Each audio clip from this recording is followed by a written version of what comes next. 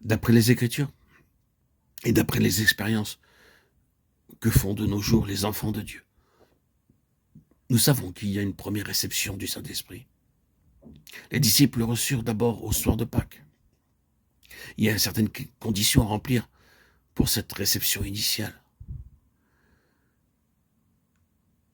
Il faut tout d'abord rejeter absolument tout péché, conscient, connu, croire de façon inébranlable à la vertu du sang de Christ pour purifier de tout péché. 1 Jean 1,9. Puis obéir dans la mesure de la lumière acquise en lisant la parole de Dieu, et ainsi se donner à Dieu sans restriction, et ne plus s'attacher à rien, ne plus rien garder par devers soi qui ne soit selon lui.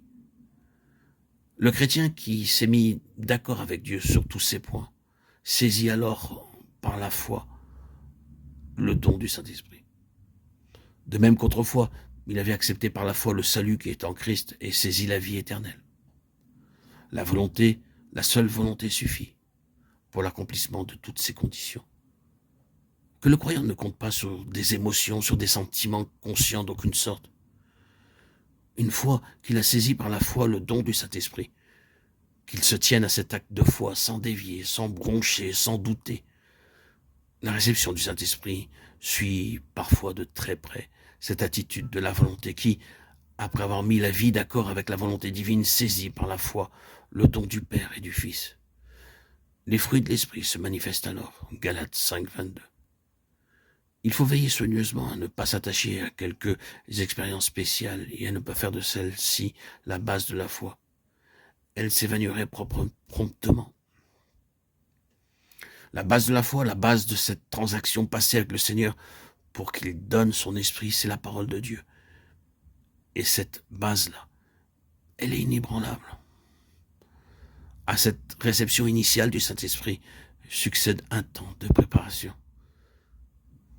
L'Esprit de Dieu conduit le croyant et lui révèle cette plus grande onction, ce revêtement de puissance nécessaire pour le service du Seigneur et le combat contre Satan et les puissances du mal. D'aucuns disent avoir passé des heures en prière sans avoir obtenu ce qu'ils demandaient. D'autres ont passé des semaines, des mois à attendre quelques-unes des marques ou manifestations qui, dans leur pensée, devaient accompagner le baptême du Saint-Esprit. Et une puissance est tombée sur eux que plus tard, de par ces manifestations, ils ont reconnu être une puissance satanique. D'autres ont véritablement reçu le baptême du Saint-Esprit. Mais comme ils ignorent tout ce qui est du domaine spirituel, ils ont accepté en même temps les contrefaçons des mauvais esprits dans leur corps ou leur âme, ou dans les deux.